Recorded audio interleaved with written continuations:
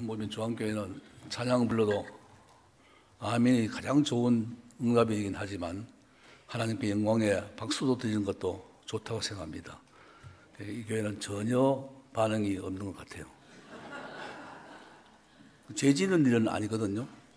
이 사람들을 찬양하는 뜻이 아니라 하나님께 영광의 박수를 한번 드려도 좋다고 생각합니다. 감사합니다.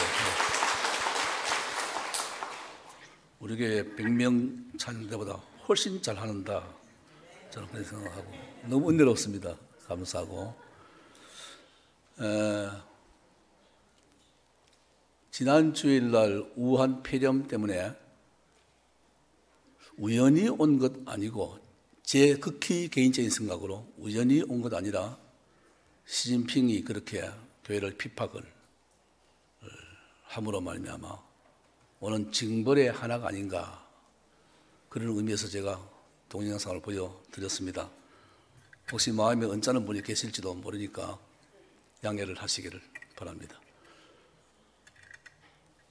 교회에 없는 사회를 생각해 보셨습니까? 신앙생활할 수 없다는 국가를 생각해 보셨습니까? 우리 너무 자유로운 사회에 살고 있고 자유로운 국가에 종교의 자유를 가진 나라에 살고 있기 때문에 햇빛을, 좋은 햇빛이 비치는 곳에서 사는 사람은 햇빛의 고마움을 모르듯이 우리는 그걸 잘 모르겠습니다. 그러나 종교의 자유가 없는 국가에서 사는 사람들은 얼마나 신앙생활이 감사하고 고마운지를 느낍니다. 그래서 저의 소박한 마음으로는 저는 20대에 월남에 가서 그 참전군으로 생사를 넘는 고비를 넘기기도 해봤고요. 또 전방 저 철책선을 지켜 수색대에서 3사단 18년대에서 근무도 해봤습니다. 저는 철저한 애국주의자입니다. 나라 없는 것은 생각도 해보지 않았습니다. 나라가 있어야 교회가 있습니다. 그래서 나라를 위해서 기도하라고 여러분에게 말씀드린 것입니다. 지난주일 설교 제목이 뭐죠? 이야, 이거 짱입니다. 대부분 교인들은요, 지난주일 날 목사님의 설교 제목을 아는 사람이 거의 없습니다. 10명 중에 1명 없어요. 다 잊어버려요. 뭐 잊어버린 것도 은혜고, 왜냐하면 또 목사도 잊어버려야 또 새로운 것을 말씀할 수 있으니까. 안디옥 교회처럼, 오늘은 따라해 보세요. 데살로니가 교회처럼 2절에서 10절 말씀을 중심으로 데살로니가 교회처럼 되면 좋겠다. 왜냐하면 그 교회는 좋은 소문이 난 교회였다는 것입니다. 여러분, 교회가 좋은 소문이 나려면 뭐 건물이 크거나 교인이 많이 모이거나 재정이 많거나 아니면 뭐 좋은 유명한 사람, 권력 있는 사람이 모이거나 하는 것이 아니라 데살로니가 교회처럼 되면 좋은 소문이 납니다.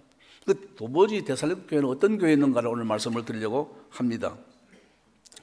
먼저는 데살로니가 교회는 우상 숭배와 환난과 핍박 가운데 세워진 교회다. 그런 가운데 신앙생활을 했다. 이렇게 말씀을 드릴 수가 있습니다. 6절 말씀에 너희는 많은 환난 가운데서 성령의 기쁨으로 말씀을 받아 우리와 주를 본받는 자 되었으니, 여기 많은 환난이란 말, 이 말의 드립시스란 말의 의미는 포도주를 만들기 위해서 포도를 따서 발로 막 으깨어서 밟습니다. 그러면 포도즙이 흘러나와요. 포도를 발로 밟고 으스러뜨리는 그것을 환난이라고 말합니다. 드립시스라고. 도대체 환난이 어떤 것이었는가? 두 가지인데, 하나는 유대인으로부터 핍박을 받았습니다. 거슬러 올라가서 사도행전 17장을 봐야 돼요. 사도행전 17장에 보면은 바울이 데살로니가 교회에서, 데살로니가에 있는 지역에서 회당에서 새 안식일, 약 21일이죠. 새 안식일 동안 복음을 전하는데, 그때 바울의 일행을 시기한 유대인들이 바울을 체포하러 왔습니다. 바울과 실라, 다른 나머지 또 제자들이 있었겠죠. 시장에 불량한 사람들, 우리 성경에는 시장에 불량한 사람들을 동원하여 그랬습니다. 지금 말하면 조폭, 아니면 용력, 깡패, 그런 사람을 동원해서 바울을 체포하러 왔습니다. 17장 6절, 7절, 첫날을 어지럽게 하던 이 사람들이 여기도 이름에 야손이 그들을 맞아들였도다. 이 사람들이 다 가이사의 명을 거역하여 말하되 다른 임금 곧 예수라는 이가 있다 하더이다. 첫날을 어지럽게 하는 사람들, 즉 소요제, 바울과 실라가 가는 곳마다 다 시끄러웠습니다. 온 성이 소동했습니다. 그러니까 소요제. 두 번째는 가이사의 명을 거역하여 다른 임금 곧 예수가 있다 하더라. 황제 모독죄 내지 국가 반역죄입니다. 북한 같으면 바로 처형을 하죠. 이런 두 가지 죄를 뒤집어 씌워서 바울의 일행을 잡으러 왔는데 없어요. 야손의 집에 있다고 정보를 듣고 왔더니 야손이 이미 그 사람들을 피신시켰습니다. 그랬더니 야손에게 말하기를 야 너도 예수 귀신 들렸다 이렇게 한 거예요. 그래서 야손을 집어넣습니다. 감옥에. 그런데 거기에 읍장이라는 사람, 누군지는 이름이 밝혀지지 않지만 거기에 읍장이 보석금을 받고 풀어주었어요. 두 번째는 이방인들에게도 고난을 받았어요. 오늘 본문 14절 말씀 보면 2장 14절입니다. 형제들아 너희가 그리스도 예수 안에서 유대에 있는 하나님의 교회를 본받는 자 되었으니 그들이 유대인에게서 고난을 받는 것과 같이 너희 동족에게도 동일한 고난을 받느니라. 너희 동족에게서, 이 동족은 헬라인입니다. 이 데살로니가는 이방 지역이에요. 헬라인들이 사는 곳입니다. 그러니까 너희 동족에게도 동일한 고난을 받는다 그랬습니다. 그리고 우상을 섬겼다고 했습니다. 오늘 본문 말씀 가운데 9절에 우리가 어떻게 너희 가운데 들어갔는지와 너희가 어떻게 우상을 버리고 하나님께로 돌아와서 사시고 살아계시고 참되신 하나님을 섬기는지와, 이거 보면 그 데살로니가 지역에는 우상 섬기는 그 복합적인 도시였다는 것입니다. 우리는 과거 2조 500년 5천년의 역사라고 하지만 반만의 역사 가운데 너무 많은 우상을 섬겼던 나라가 이 민족이잖아요. 어쩌면 이 남부민 동도 여기 해변이 있으니까 해변이 있는 곳에는 미신이 없는 저기 거의 없습니다. 용왕님께 제사를 지내야 이제 출항을 하잖아요. 딱 깃발도 꼽고 고사 지내고 푸닥거리 한번 하고 가는 거잖아요. 그런 동네가 이 동네예요. 그러니까 자연적으로 이 동네는 불교가 심했을 것입니다. 바로 옆집에 스님이 계시잖아요. 그러니까 이런 우상을 섬기는 도시에서, 지방에서 교회가 세워졌다. 어쩌면 데살로니가 교회와 같다. 틀린지 맞는지 모르지만 제 생각에는 이런 교회구나. 핍박과 환난이 많고 예수 믿는다고 손가락질 얼마나 많이 했겠어요.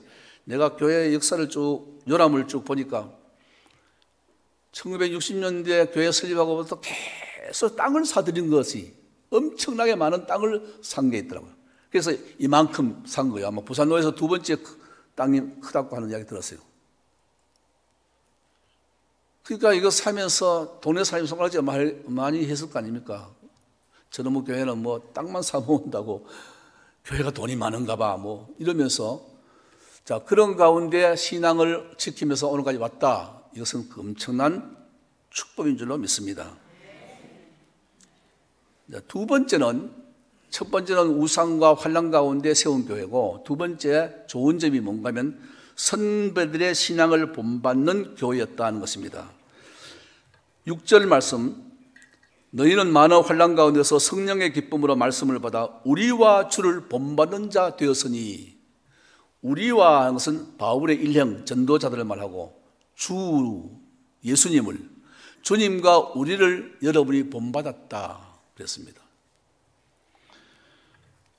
여러분, 누구를 본받는 것은 굉장히 중요한 것입니다. 누구를 닮느냐 본받느냐 하는 것은 굉장히 중요해요. 자식은 아버지를 대부분 본받고 닮습니다. 심지어 직업까지 대를 물려가면서 받아요. 목사가 쪽 직업이라 할 수 없지만, 그러나 목사 아들도 목사가 되고 장로 아들도 장로가 되고요.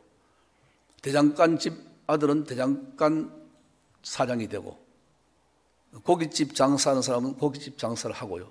가업을 계속 잇더라고요. 특별히 일본 같은 데는 4대, 5대가 가업을 이어요. 우리의 앞선 신앙 선배들의 신앙이 좋았다면 우리 교회 신앙은 좋고, 앞선 신앙의 선배들이 신앙을 엉망으로 했다면 우리 신앙도 엉망이 될 가능성이 많아요. 제가 보니까 제 1대 장로님이 김원구 장로님이시더라고요. 김 장로님이 제가 이 교세에 있을 때, 또 위임을 받을 때 저에게 써준 성령 충만이라는 것, 목양일념이라는 글이 있습니다. 표구를 이렇게 해놨어요. 너무 좋은 글이었습니다. 이분이 평생 동안 초대 장로님으로서 정년까지 사시고 장수하시고 천국 가셨는데, 그 주님을 사랑하고 교회를 사랑하는 마음이 참 너무 본받고 싶었어요. 그 표구가 너무 아까워서 제가 이제 큰 사택에 살다가 은퇴해서 33평짜리 작은 여기 명지로 이사를 오면서 걸어둘 만한 장소가 없었어요. 그래서 교회에 두고 왔습니다. 아마 교회 어디엔가 걸려 있을 거예요. 여러분은 좋은 신앙을 가진 선배 장로님이나 권사님이나 집사님들의 후손이란 것, 자부심을 가지기 바랍니다. 그게 신앙을 본받는 겁니다. 훌륭한 목사님들, 훌륭한 성도들을 우리의 선배로 모시고 있다는 이 사실 자체가 남부민중앙교회는 큰 자산인 줄로 믿습니다. 내가 그리스도를 본받는 자 된 것 같이 너희는 나를 본받으라. 바울이 그렇게 말했고, 히브리서 13장 7절에 하나님의 말씀을 너희에게 일러주고 너희를 인도하는 자들을 생각하며 그의 행실의 결말을 주의하여 보고 그들의 믿음을 본받으라. 본받으라고 말씀했습니다. 누구에게 배우느냐 매우 중요하고, 그 누구에게 배우느냐 하면 훌륭한 스승 밑에 훌륭한 제자가 나오는 것입니다. 여러분은 훌륭한 신앙의 선배들을 두었기 때문에 훌륭한 신앙을 지금도 가지고 있는 줄로 믿습니다. 세 번째 따라 봅시다. 선교하는 교회였습니다. 선교했어요. 복음을 전했다는 것입니다. 복음 전하지 않는 교회는 없지만 그래도 전하지 않는 교회도 있어요. 가끔씩. 때를 얻든지 못 얻든지, 듣든지 아니 듣든지 항상 복음은 전해야 될 줄로 믿습니다. 오늘 8절 말씀에 주의 말씀이 너희에게로부터 마게도냐와 아가야에만 들릴 뿐 아니라 하나님을 향하는 너희 믿음의 소문이 각처에 퍼졌으므로 우리는 아무 말도 할 것이 없노라. 여러분, 하나님의 말씀을 전했다 그 말이에요. 아가야와 마게도냐에 들릴 뿐만 아니라 각처에 퍼졌다, 이렇게 말씀하고 있습니다. 하나님의 말씀이 퍼졌다는 것입니다. 여기에 들릴 뿐 아니라 하는 이 말의 의미는 소리가 밖으로 울려 퍼져 나간다 하는 엑세케타이라는 말입니다. 이 말은 트럼펫 소리와 천둥 소리를 의미합니다. 트럼펫 소리 크게 울립니다. 파수꾼이 저기 치돌을 때 트럼펫을 불어요. 양각 나팔을 붑니다. 지금 현대 용어로 말하는 트럼펫이에요. 그러니까 크게 소리를 치거나 외치는 것입니다. 이사야서 58장 1절에 크게 외치라, 목소리를 아끼지 말라, 내 목소리를 나팔같이 높여 내 백성에게 그의 허물을, 야곱의 집에 그의 죄를 알리라. 경고할 때에 크게 외치라고 했습니다. 여러분, 하나님의 말씀은 크게 외쳐야 돼요. 내가 그리스도인이라는 사실을 만천하에 알려야 됩니다. 언제까지 숨어 있으면서 그렇게 신앙생활 하겠어요? 언제까지 그 텐트 뒤에, 아니 커튼 뒤에서 숨어서 신앙생활 하겠습니까? 우리는 하나님의 말씀의 성경을 붉은 대낮에 저 강북동 거리에 딱 들고 다닐 수 있는 신앙이 되어야 될 줄 믿습니다. 이게 부끄러워가지고 봉투 속에 넣어가지고 다니면서 이 사람 어디 가는고? 내가 저쪽에 갔다 온다고. 예배당 가는데 저쪽에 갔다 온다고. 저쪽에 맞기는 맞아. 거짓말은 아니에요. 그러나 진실하진 않아요. 내가 오늘 교회 갔다 온다. 교회 가려고 하는 중이다. 이렇게 돼야 되는 겁니다. 정치인들도 마찬가지요. 우리나라 국회의원의 3분의 1은 기독교인입니다. 3분의 1 좀 넘어요. 근데 제대로 기독교라고 밝히는 사람은 거의 없어요. 거의 없어요. 저 불교 가면 뭐 이렇게 하고, 교회면 할렐루야 아멘 하고, 다 색깔 칠면조처럼 자꾸 바꿔 이렇게. 예. 우리는 위에서 봐도 아래에서 봐도 옆에서 봐도 뒤에서 봐도 다 예수쟁이가 되어야 될 줄 믿습니다. 네. 그 다음에 두 번째는 어떻게 말씀을 전하는가 하면 선포할 뿐 아니라 삶으로 본을 보였습니다. 그러므로 너희가 마게도냐와 아가야에 있는 모든 믿는 자의 본이 되었느니라. 어떤 본인가? 이게 중요합니다. 오늘 주제가 여기였어요. 어떤 면의 본이 보이는가? 세 가지입니다. 따라해 봅시다. 믿음의 역사와 사랑의 수고와 소망의 인내입니다. 첫 번째 믿음의 역사. 믿음에는 역사를 할 때는 그것이 히스토리가 아니고 워크입니다. 사역입니다. 실천입니다. 삶입니다. 입으로만 믿는 것이 아니라 내 삶으로 믿음을 보여주는 것입니다. 이 실천적인 믿음, 행함이 있는 믿음입니다.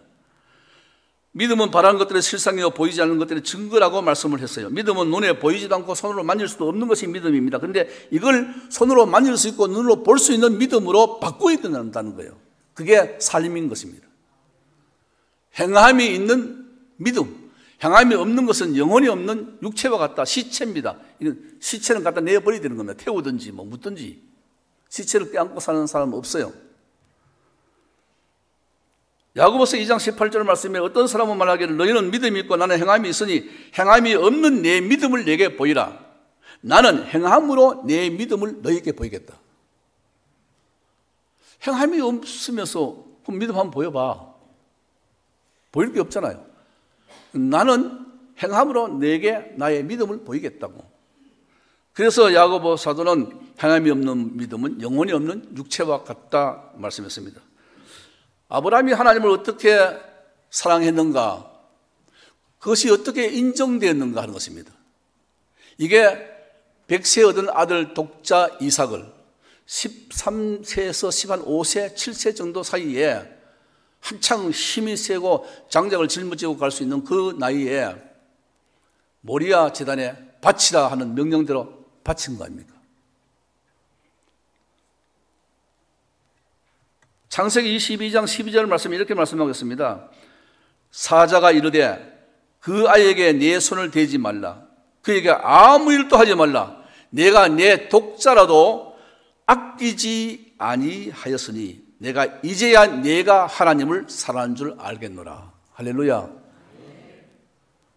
아브라함은 믿음의 조상입니다. 믿음의 사람입니다. 그런데 믿음을 뭐로 표현하느냐? 아브라함아 너의 독자 이삭을 저 모리아 사단 걸어가서 3일 걸립니다. 모리아 지단에 바치라. 그 두 사환과 두 마리의 그 나귀에다가 장작을 싣고 갔잖아요. 한참 가다가 이삭이 말하죠. 아버지 번제할 나무도 있고 불도 있고 칼도 있는데 양은 어디 있습니까? 그러니까 아브라함이 뭐랬어요? 기가 막힌 이야기예요. 여호와 하나님이 준비해 두었느니라. 그 산 밑에서 두 사환을 세워놓고 나귀도 메어놓고 장작을 지어가지고 이삭에게 지어서 산 위에 올라갑니다. 그 산 제단에는 아무도 없습니다. 이삭 아들하고 둘뿐입니다. 왜 종들을 거기다 사환을 두었을까요? 만약에 같이 갔다면 사환이 주인 날이 주인이 지금 제정신입니까? 어떻게 아들을 꽁꽁 묶어서 이제 여기 들이려고 그럽니까? 말렸을 거 아닙니까? 미리 알았어요. 너는 여기 있으라. 우리가 성경이 그대로 우리가 저기 가서 여호와께 예배하고 우리가 여기로 돌아올 것이다. 그게 우리란 복수를 썼습니다. 그 말은 아브라함은 내가 이삭을 바쳐도 하나님이 살려줄 것이다 하는 믿음을 가졌어요. 드디어 칼로 치려 하는데 아브라함아 이 아이에게 아무 일도 하지 말고 손을 대지 말라. 눈을 들어보니 수양이 뿌리 나무에 걸려서 부둥부둥거리고 있었습니다. 그걸 잡아서 하나님께 드릴 때 하나님 하신 말씀입니다. 이 말씀이 이제야 네가 나를 사랑하는 줄 알겠다. 이게 실천적인 믿음, 삶의 본인 것입니다.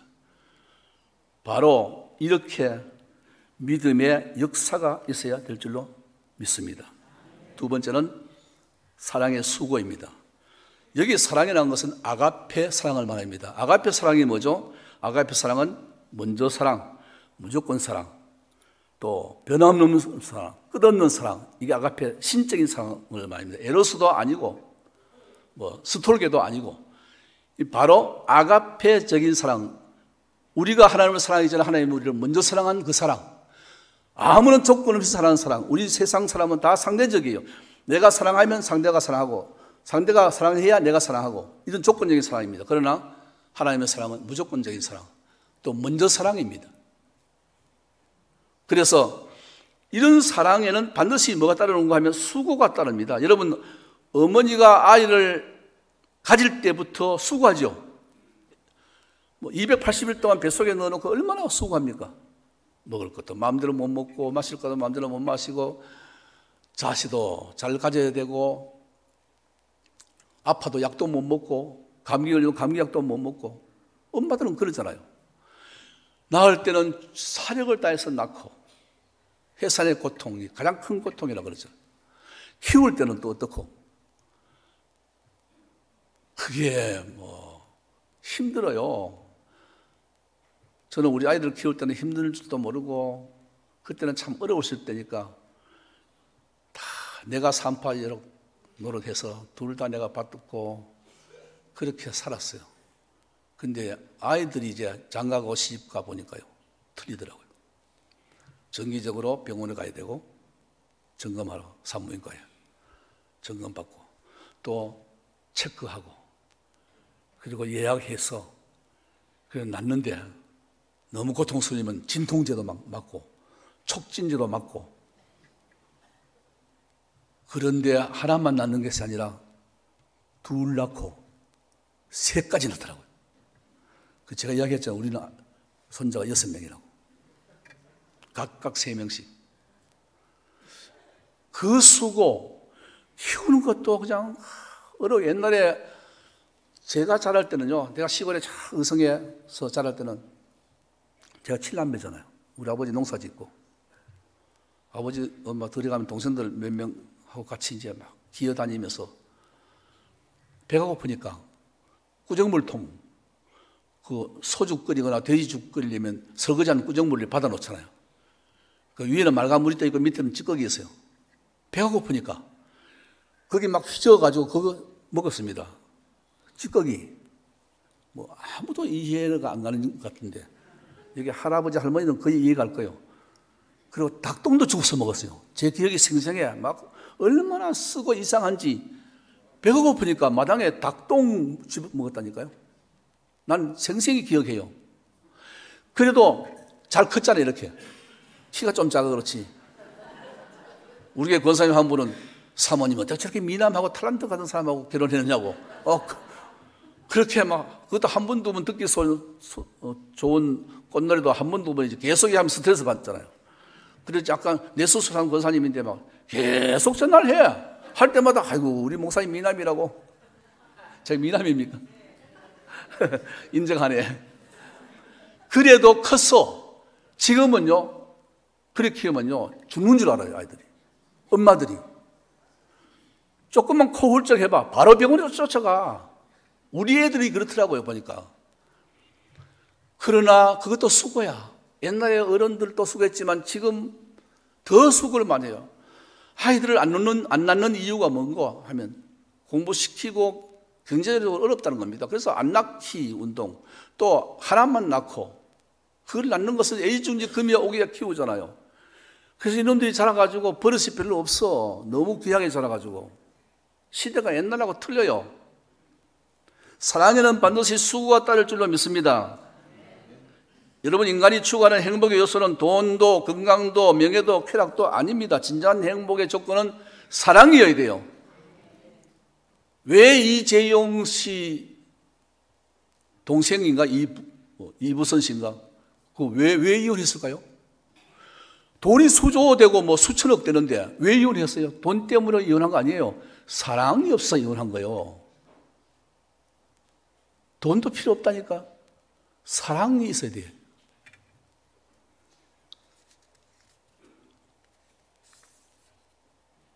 세 번째, 소망의 인내가 있는 교회입니다. 따라해 봅시다. 소망의 인내가 있는 교회입니다. 소망을 호프, 희망, 혹은 비전, 꿈, 드림 이렇게 해석할 수 있습니다. 여러분, 데살로니가 교회는 1장 3절에 보니까 우리 주 예수 그리스도에 대한 소망의 인내를 우리 하나님 아버지 앞에서 쉬지 않고 기억하미니, 소망을 가지고 환난과 핍박과 우상숭배와 고난을 견뎠다는 것입니다. 인내했어요. 여러분, 여기는 고기 잡는 사람이 많잖아요. 여기 고기를 밤에 잡더라고요. 오후에 출항해가지고 먼 바다에 가서 한밤에 불을 켜놓고 그물을 내려요. 거친 파도가 칩니다. 그런데 만선의 소망이 있어요. 새벽에 만선의 소망을 가지고 그 거친 파도와 싸우면서 어부들이 참고 견딥니다. 공부하는 아이들도 자기의 소망이기 때문에 밤새워서 공부해도 견뎌요. 그걸 참고. 그 견디면 성공하고 못 견디면 실패하는 거예요. 그래서 사랑에는 다 있는데 오래 참고란 말이 가장 중요한 겁니다. 사랑은 오래 참습니다. 부부간에도 사랑도 오래 참아야 돼요. 다 나같지 않아요. 상대방과 나와 다른 것은 다를 뿐이지 틀린 것이 아닙니다. 그러므로 우리는 오래 참아야 돼요. 남편은 아내를 참아주고 아내는 남편을 참아주는 것입니다. 교인들은 목사님을 참아주고 목사님은 교회를 참아주고, 이렇게 될 때에 진정한 사랑이 생겨질 줄로 믿습니다. 여러분, 이 세상은 다 지나가요. 이 세상에 있는 모든 것이 육신의 정욕과 안목의 정욕과 이생의 자랑이니 다 아버지께로부터 온 것이 아니요 세상으로부터 온 것이라. 세상도 그 정욕도 지나가되 오직 하나님의 뜻을 행하는 자는 영원히 거하느니라 말씀했어요. 너무 집착하지 마세요. 이 또한 지나가리다. 다 지나가요. 그러니까 오래 참아야 돼요. 신앙생활은 참아야 됩니다. 저보고 후배 목사님들이 물어요. 목사님, 한국에서 어떻게 30년을 그렇게, 나는 3년도 지금 못 견디는데 어떻게 참 그렇게 했습니까? 그러니까 방법이 뭡니까? 목사님 설교를 물론 잘하지만 뭡니까? 그러니까 야, 설교도 아니고 물론 기도도 아니라고만 하면 돼요. 기도는 있어야지만 제일 중요한 것은 참는 것이다. 목사는 장로님한테 이기면 안 되고 교인들한테 이기면 안 되고 져야 된다. 지는 게 성경이다. 예수님이 이기고자 하면 지고 받고자 하면 주라, 성경을 받으려면 섬겨라 말했으니까 그대로 살아야지. 지면 된다. 아니, 죽지는 못해도 죽는 흉내 내라. 그러면 된다. 뭐 웃는 얼굴에 침 못 뱉는다는데, 지겠다는데, 항복가 손들겠다는데 그런 보고 총 쏘는 놈 없어요. 전방에서 북한의 군인들이 기술을 가끔씩 하잖아요. 총을 들고 오다가 총을 내버립니다. 그리고 흰소수건이나 수건을 들고 흔들리면서 항복을 선언합니다. 그러면 이쪽으로 아곤초소에서 만능생명 묻습니다. 넌 누구냐? 이름이 뭐냐? 어디서 왔느냐? 물어봅니다. 만약 너의 몸에 총이나 무기가 있으면 다 내려놓으라. 그 주머니에 있는 수류탄도 내리고 다 내려놓습니다. 앞으로 몇 걸음 오라 그럽니다. 확인합니다. 그리고 가서 다 뒤져봅니다. 아무것도 없으면 끼안고 잘났다, 수고 많이 했다, 고생했다. 데려가서 막 라면 끓여주고 생지나 못 보던 라면 막 먹고 따뜻한 물에 목욕시키고 엄청난 대우를 해주는 거죠. 여러분, 백기 들고 항복하는데 총 쏘는 놈 없어요. 이기면은 지는 겁니다. 져야 이기는 거예요. 그래서 후배가 목사님 말이 쉽지 그 실천이 어렵습니다. 그래, 그거 하루아침에 되는 건 아니지만 해봐, 되는 거야.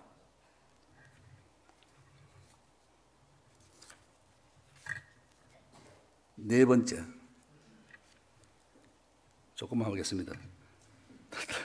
따라해봅시다. 뭐 우리 교회 같으면 1시간 한 15분 정도 하는데, 재림을 기다리는 신앙입니다. 정말 재림 기다리세요, 찬양대. 주님 오실 줄 믿습니까? 진짜 좋은 교회라니까. 내가 이 이야기를 다른 교회에서 하면은 아멘 하는 사람이 거의 없어요. 한두 명이 한두 명. 진짜 재밌을까? 내가 지금 아파트를 48평 사가지고 이사도 안 가는데 한번 살아보고 그때 오셔야지.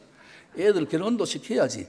해외여행도 한번 안 가봤는데 한번 간 다음에 주님 오셔야지. 막 이래가지고 예수님 오시려면 막 오시지 말라고 막 연기해달라고 막. 10절 말씀에 또 죽은 자들 가운데 다시 살리신 그의 아들이 하늘로부터 강림하실 것을 너희가 어떻게 기다린지를 말하니 이는 장래에 노아 셈에서 올려 건지신 예수니라. 다시 오실 예수님을 기다리는 마라나타의 신앙을 데살로니가 교회는 가졌습니다. 우리 궁극적인 소망은 주님의 재림에 있죠. 그래서 레이건 대통령 때에 그 빌리그람 목사님을 백악관을 초청해서 목사님 정말 종말이 언제입니까? 그러니까 종말은 주님의 재림입니다. 대답했습니다. 주님의 재림이 세상의 종말입니다. 저는 재림을 확실히 믿습니다. 주님이 올라가실 때에 500여 성도들이 일시에 보았습니다. 하늘을 쳐다보고 있으니까 하늘의 천사가, 호위하던 천사가 너희가 어찌하여 하늘로 올리우신 예수를 쳐다보느냐. 하늘로 올리우신 예수는 너희가 본 바 그대로 오시리라. 아멘. 그게 마라나타 신앙이에요. 인공위성을 쌓아서 올린 것이 아니라 에녹도 구름을 타고 올라갔습니다. 엘리야도 회리바람을 타고 올라갔습니다. 예수님도 천사들의 손에 이끌려서 올라갔습니다. 올라갔다는 것입니다. 이 우주 넓은 공간 가운데 어디엔가 천국이 있다는 것입니다. 이 세상이 유토피아가 아닙니다. 분명히 말씀하기를 해와 달과 별들이 무화과 나무에서 성과시 떨어진 것처럼 떨어지고 해가 청량과 같이 거머쥐고 달이 필빛처럼 변하는 날이 온다는 것입니다. 그건 종말을 말합니다. 올라갔다는 것은 내려온다는 전제입니다. 우리가 잠을 잔다는 말은 깬다는 전제가 있습니다. 깬다는 전제 없으면 아무도 안 잡니다. 여러분 내일 아침에 잠을 깬다는 전제가 없으면 여러분 오늘 저녁에 잠 자겠어요? 안 잘 겁니다. 아이고 내가 지금 못 깨면 어쩌지? 걱정이 돼가지고. 그러니까 어딘가 천국이 있는데 우리는 우리 힘으로 갈 수 없는 곳, 하나님의 능력만으로 갈 수 있는 그곳 있습니다. 준비해 놓은 천국이라는 단어 자체가 포토스라는 장소적인 의미가 있습니다. 시간과 공간이 존재하는 장소가 있는 것입니다. 그것이 천국입니다. 그래서 천국, 나라국, 킹덤 오브 헤븐, 하나님의 나라 이렇게 말하잖아요. 그러니까 장소적인 것이 있습니다. 저는 어릴 때에 소를 먹이러 산에 가면 저 하늘에서 뭉게구름이 뭉실뭉실 떠오르면 혹시 저 속에 예수님이 계시는가 그리 믿었어요. 혹시 그리 믿었던 사람 손 들어보세요. 이야 큰일 났네. 할머니들 주일학교 안 다녔나? 아무도 없어요. 손양원 목사님을 믿었어요. 손양원 목사님이 저희 창원 칠서면의 칠원교회라는 교회 출신입니다. 이분이 승려자잖아요. 이분이 지은 주님 고대가 있는데, 제가 찬양을 참 못하는 사람 중에 하나인데 우리 7남매 중에 제가 제일 잘합니다. 우리 아버지 음치, 우리 어머니 음치, 우리 어머니는 찬송가 1장부터 600장까지 전부 다 한 곡조예요. 권사님인데 얼마나 잘하는가 보세요. 먼 하늘 이상한 구름만 떠도 행년 안에 주님 오시는가 해. 머리 들고 멀리 멀리 바라보는 마음, 오 주여 언제나 오시렵니까. 할렐루야. 네. 우리 교회 같으면 야단납니다. 박수 치고 막 야단나는데 어떻게 그렇게 인색을 하신지 모르겠어요. 그래도 못 알아듣는 분은 못 알아듣는 것 같아요. 영광을 하나님께 돌립니다. 영광은 하나님께 돌려야 돼요. 제가 이렇게 부르는 것은 음치 중에 음치가 재림을 기다리라고, 재림을 준비하는, 등과 기름을 준비하는 신부처럼 그렇게 살아야 되지 않겠어요? 얼마 안 남아서, 얼마 안 남았다니까요. 여러분의 생애가 개인적으로는 70 내지 80이고, 강건하면 80이고, 아니면 100세 시대에 산다 하자. 그러나 100세 넘은 사람 몇 명 안 돼. 저희 장모님도 92세, 91세 되는 어른들이 요양원에 계세요. 저희 아버지는 85세 들어갔었어요. 저는 85세에 하나님 들어가기를 원해요. 생각해보니까 12년밖에 안 남았네. 몰라, 그걸 어떻게 알아? 나는 내일 죽음이 온다고 생각하고 오늘 살아야 돼요. 죽음은요, 남의 게 아니고 내 겁니다. 다 닥칠 거예요. 예외가 없어요. 모든 사람에게 종말이 와요. 세상의 종말 말고, 우주적인 종말 말고 개인적인 종말이 온다니까. 이걸 부인하는 사람은요, 어리석은 사람이에요. 바보예요. 지 앞길도 모르고 사는 사람보다 바보가 어디 있나요? 그래서 준비해야 돼요. 만약 내가 10시간밖에 못 산다고 하면 내가 뭘 내려놓을 것인가? 뭘 내려놓을 것인가? 내가 뭘 할 것인가? 깊이 생각해 봐야 돼요. 말씀을 마치려고 합니다. 데살로니가 교회는 환난 중에 우상 숭배 가운데 복음받은 교회였고, 선배들의 신앙을 본받는 교회였고, 선교하는 교회였는데 뭘 했는가, 뭘 좋았는가? 믿음의 역사와 사랑의 수고와 소망의 인내가 있는 교회였고, 주의 재림을 기다리는 교회인 줄로 믿습니다. 남모임 중앙교회 이런 교회가 되기를 주의 이름으로 축복합니다.